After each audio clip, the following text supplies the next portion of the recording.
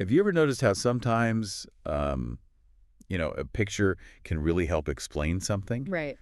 but then other times you really need to see something in action to like really, really get it? Yeah. It's like, if you were trying to learn a new dance move, Yeah. just looking at pictures wouldn't really cut it. No. No, Then you not need to see a real. video of somebody doing it, right? Exactly. Well, that kind of gets to the heart of what we're diving into today. We're looking at the research on visuals in learning, Okay. but not just any visuals. Right. Specifically comparing dynamic visuals, so things like animations and videos, Uh-huh. versus static visuals, which are things like your illustrations and photos. I see. So really looking at is movement helpful when we're trying to learn something new? Interesting. And, I think a lot of us would probably say, yeah, movement probably helps. Yeah, it seems intuitive. But, researchers have been looking at this for years, Right. and the results haven't exactly been clear-cut. Mhm. Some studies say dynamic visuals are the way to go for learning. Okay. Others actually favor the static images. Huh. And then there are those that say, you know what, no real difference at all between the two. So much for our intuition, huh? Right. So that leaves us with this kind of puzzle. Yeah, why such different results? What's going on here? What could explain these mixed findings? Exactly. And thankfully, that's kind of what we're going to dig into today. Right. We've got a meta-analysis, and for anyone who's not familiar with that term, Yeah. it's basically a study that analyzes data from a whole bunch of other studies. Oh, I see. So like a study of studies. Exactly. So in this case, they took data from 46 different studies Wow. with over 5,000 participants. That's a lot of data. Yeah, so it's pretty comprehensive. And they really tried to pinpoint, okay, is there something that could explain why we're seeing such different findings about these visuals? Yeah. And what they honed in on was the gender balance of the learners. Interesting. So the makeup of the group actually matters. That's what they were investigating. They were saying, could it be that who is being taught, especially the gender balance, could actually impact whether dynamic or static visuals are more effective? That's a really fascinating angle, and one I admit I haven't thought much about before. I mean, we usually focus on the content and how it's presented, but who's actually doing the learning? Right, and it kind of makes sense if you think about it, like different people might learn better with different methods. Yeah, absolutely. We all have our own learning styles, strengths and weaknesses, preferences. So, okay, they've got all this data from these 46 studies Yeah, before we even get into the gender part. right. What did they find overall about the effectiveness of dynamic visuals compared to static visuals? Well, when they looked at everything together, they actually did find a small advantage for the dynamic visualizations. Okay. They calculated something called an effect size, which is basically a way to measure how much of a difference something makes. And in this case, it was what they call G plus equals 0.23. Right. Now, that might sound like, technical jargon, Sure. but essentially it just means that, across all of these studies, on average, people tended to do a little bit better when they used animations and videos compared to just using still images. Okay, so there is an advantage Yeah. there, but you're saying it's small. Yeah, it wasn't like a huge, huge difference. Right, not like, everybody's acing the test when they watch the videos. It's Exactly. more like a little nudge in the right direction. Yeah, I think that's a good way to put it. So, all right, so there's a slight overall advantage for dynamic visuals. Yeah. But you mentioned earlier that the research on this has kind of been all over the place. Mm-hmm. Did this meta-analysis give us any insight into why that might be? Yeah, so here's the thing. While they found that small positive effect overall, Mm-hmm. they also saw that there was a lot of variation between the different studies. So like some studies showed a much bigger benefit for dynamic visuals, others showed like almost no benefit. So it's not consistent across the board. Exactly. It's like imagine you walked into 46 different classrooms. Right. And they were all using these different types of visuals. You wouldn't necessarily see the same results in each classroom. Right, like dynamic might be crushing it in one classroom Yeah. and then doing nothing in another. Exactly. So that kind of variability in the findings really suggests that there are other factors at play Okay. that are influencing whether dynamic or static visuals are more effective. And that's where this gender piece comes in, right? Actually, This is what really kind of made this research jump out to me. yeah. Because they specifically looked at, okay, how did the percentage of females in these studies impact whether dynamic or static visuals were more helpful? Right. And this is where it gets really, really interesting. because this might give us a big clue as to why those past studies have had such inconsistent findings. So what they did was they looked at whether the proportion of women in each study acted as what researchers call a moderator. A moderator. Yeah, so a moderator is basically a factor that influences the relationship between two other things. Okay. So in this case, they were looking at, does the gender balance influence how much of a difference dynamic or static visuals make? I see. And what they found was that in groups where women made up 59% or less of the participants, Okay. so think more male-leaning or kind of gender-balanced groups, Got it. dynamic visualizations were significantly more effective. Really? Yeah, the effect size jumped up to G plus equals B equals 0.36. Oh, wow. Okay, so that is a more noticeable difference than that 0.23 we were talking about. Right, exactly. So in those groups where there were more men or an equal number of men and women, they really saw that benefit of dynamic visuals shining through. Okay, so if I'm understanding this correctly, more guys in the group, dynamic visuals seem to be working better. That seems to be the pattern, yeah. So what happens when the group is mostly women? Well, when the studies had 60% or more female participants, Okay. that advantage for dynamic visualizations basically vanished. Oh, wow. The effect size dropped way down to 0.07. Which is basically nothing. Yet, statistically speaking, that's so small, it's not really considered significant. That is fascinating. That's like a night and day difference depending on the gender makeup of the group. It really is, and it really suggests that males might be benefiting more from dynamic visualizations compared to females, at least in the context of these studies. This is a huge, potential reason why the research has been so all over the map. It could be a major contributing factor, absolutely. But, science is rarely perfectly neat and tidy. Right. Were there any studies in this meta-analysis that went against this trend? There was one that they highlighted. Okay. A study by Wong and colleagues back in 2015. Okay. And this one looked at university students learning how to manipulate Lego blocks. Lego blocks. Yeah. So kind of a hands-on spatial task. Right. Now, overall, that study didn't find a big difference between dynamic and static visuals for the whole group. Okay. But when they broke it down by gender, they found something interesting. Yeah. Static visuals actually seemed to be a little bit better for the males in that study, Oh, wow. while dynamic visuals were a bit better for the females. Okay, so the exact opposite of what we've been talking about with the meta-analysis. Exactly. And the researchers who did the meta-analysis pointed this out. Right. Like, hey, this is a contradiction. And they said, we really need more research to tease apart these more nuanced interactions. So maybe it's not just about gender. Right. Maybe it's also about the task. It could be a combination of factors and how they interact. But it's still kind of concerning that gender has been overlooked in this area of research, don't you think? I completely agree. The authors of the meta-analysis really stressed this point. Yeah. They said they had to exclude a ton of studies, 48 studies, which is like more than half of the ones they initially looked at, because those studies didn't even report the gender breakdown of their participants. That's a pretty big oversight. Yeah, it's like we're trying to understand this puzzle, but we're missing half the pieces. Right. If you don't even know who was in the studies, how can you say whether gender played a role? Exactly. And even among the studies that they did include in the meta-analysis, a huge chunk of them, like 78%, didn't report the gender breakdown for each experimental group. Wow. So they might say, overall we had this many men and women in the study, Right. but they didn't break it down by, okay, in this group that got the dynamic visuals, how many were men, how many were women? I see.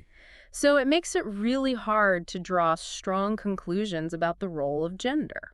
So going back to our original question of why the research is so all over the place, Yeah. it's looking like who was in those studies could be a big part of the answer. It's definitely a factor we can't ignore anymore. So for anyone out there doing research on learning and visuals, please report the genders of your participants. It's crucial for moving the field forward. Okay. So aside from gender, the meta-analysis also looked at some other characteristics of the participants, Right. like their spatial ability. Yes, their ability to think about things spatially. That knack some people have for visualizing things in their mind and understanding how they fit together. Exactly. Did that seem to play a role in how effective dynamic or static visuals were? They did look into that, but unfortunately, the majority of the studies, something like 77%, didn't even measure the spatial ability of the people taking part. Oh, so we're back to that limited data problem. Exactly. But in the studies that did look at spatial ability, Yeah. a trend kind of emerged. Dynamic visualizations tended to have a bigger advantage when spatial ability was generally helpful for learning the material. Okay, so regardless of whether you were looking at a dynamic or static visual. Right. If spatial ability was important for learning that concept, dynamic visuals seem to give a bit of an extra boost. That makes sense, right? Like if you were trying to learn something where you need to mentally rotate objects or think about how things fit together, Yeah, spatial skills are going to be helpful no matter how the information is presented. absolutely. And that actually lines up with some of the theories about how we learn from visuals. Okay. So, for subjects like science and math, which often involve a lot of spatial thinking, there's this idea of mental animation. Mental animation. Yeah, basically the idea is that dynamic visuals can make it easier to create those mental animations in your head. Okay. But if you have really good spatial ability, you might be able to infer that movement even from a static image. I see. So like if you can picture it moving in your head, Yeah. you don't necessarily need the video to show you. Right, exactly. And then for more hands-on tasks like learning a procedure or how to build something, Okay. there's this idea called the unnaturalness perspective. Unnaturalness. Yeah, it sounds kind of counterintuitive, but the idea is that dynamic visuals feel more natural because we usually see things moving in real life.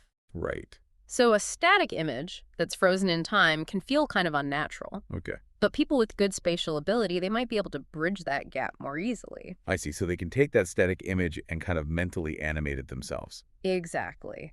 And what's interesting is that the meta-analysis didn't find any studies where good spatial ability only helped with dynamic visuals and not static ones. So it's not like spatial ability made dynamic visuals better, but it just made learning better overall. Right. It seems to be more of a general learning advantage. Okay. So we need more research on spatial ability, but it's looking like it's helpful no matter what. Yeah. Anything else about how they were measuring spatial ability? Yeah, one thing they pointed out was that most of the studies used what are called mental folding tests. Mental folding. Yeah, it's basically where you have to imagine folding a piece of paper to make a specific shape. Oh, okay. And those were a lot more common than tests that measured mental rotation in 2 dimensions. Right. So different ways of measuring spatial ability. Right. And that's something to keep in mind when we're interpreting these findings because different tests might tap into slightly different aspects of spatial ability. So another layer of complexity to the research. It always comes back to that, doesn't it? It does. Now, how about age? Did the age or educational level of the participants seem to matter? You know, they did look at that and they found something a bit unexpected. Really? Yeah, dynamic visualizations actually seem to be more effective for younger students. Interesting. So the benefit was larger for elementary and middle school students compared to university students. So you'd think that, more complex topics taught at a higher level would really need that extra clarity that dynamic visuals can bring. Right, you would think so. But that wasn't necessarily the case in these studies. Maybe it has something to do with, how their brains are developing at those different ages? It could be. Or it could be related to the types of learning tasks they're typically doing at those different levels. Okay, so it's not just about age. It's about the interaction of age and the learning task. Right, as always. Okay, let's shift gears a bit and talk about the actual materials themselves, Okay. what the researchers called intervention characteristics. All right. And the first one they looked at was the type of task, Uh-huh. whether it was considered biologically primary or biologically secondary. Okay. Could you break those down for us? Sure. So this is based on some work by a researcher named David Geary. Okay. And he basically makes a distinction between tasks that our brains are kind of naturally wired to learn easily. So things that come naturally to us. Exactly. Those are the biologically primary tasks. Okay. And then there are tasks that are more culturally invented. So things we have to really work at to learn. Right. Those are the biologically secondary tasks. Okay, can you give us some examples? Sure. So, like learning to walk Okay. or understanding basic emotions, Yeah. those would be biologically primary because we're kind of predisposed to learn those things. Right. Whereas things like algebra Yeah. or learning how a computer works, Okay. those are more biologically secondary. Got it. So how did dynamic and static visuals perform for those different types of tasks? Well, here's the interesting thing. Dynamic visualizations were actually more effective for both types of tasks. Really? Yeah, so they showed a small advantage for both STEM subjects, Okay. which are generally considered biologically secondary. Right. Those more academic, complex subjects. Exactly. And they also showed a small advantage for manipulative procedural tasks. So those more hands-on, practical skills. Right. And those often have elements of both primary and secondary learning involved. Okay, so no matter what type of task, dynamic visuals still had a slight edge. It seems so, yeah. And did they break those STEM tasks down into even more specific areas? They did. Yeah. Okay, what did they find there? So they found that for things like geology, other related sciences, biology, and medicine, dynamic visuals showed bigger benefits than for technology, engineering, and math. Hmm. It's almost like the more technical the field, the less dynamic visuals seem to help. Yeah, it's an interesting pattern, and it kind of aligns with some other research that's found that the advantage of animation over static visuals can sometimes be smaller in those more technical fields. So maybe it's not that dynamic visuals aren't helpful in those fields. It's Yeah. just that maybe the way we typically use visuals in those fields is already pretty effective in static form. That's a possibility. Or maybe there's room for improvement in how we design dynamic visuals for those more technical subjects. Right. Okay. What about the manipulative procedural tasks? Did they find anything interesting there? Yeah, so they looked at whether those tasks were related to like a school curriculum or not. Okay. And they found that the tasks that were not part of a formal curriculum actually showed a bigger benefit from dynamic visuals. Interesting. So like if you're learning to tie a knot just for fun, Yeah. that might benefit more from a video than if you were learning a specific knot tying technique in a sailing class. Exactly. And they think that might be because those non-curriculum tasks, like the knot tying or assembling a toy, might be more inherently biologically primary. Friend, it's like our brains are just naturally better at picking up those kind of fundamental skills when we see them in motion. Yeah, it's like something clicks more easily when we see the process unfolding over time. Okay, this has all been super interesting. Let's talk a bit about the actual media used to present these visuals. All right. So did it matter if they were on a computer screen versus printed on paper, for example? This is where they found something kind of counterintuitive. Oh. So when studies compared dynamic and static visuals that were presented using the same medium, which was usually on a computer screen, Okay. the dynamic visualizations were more effective. Okay, that fits with what we've been seeing so far. Right. But when they looked at studies that compared dynamic visuals on a screen to static visuals that were presented on paper or slides, Yeah. the static visualizations actually came out on top. What's right? Yeah, so it's like if you compare an animation on a computer to a picture on paper, the paper version might actually lead to better learning in some cases. Wow, that is unexpected. Any thoughts on why that might be? Well, the researchers suggest that there might be something about screen-based media that can make it less effective for learning in certain contexts compared to paper or slides. Like what?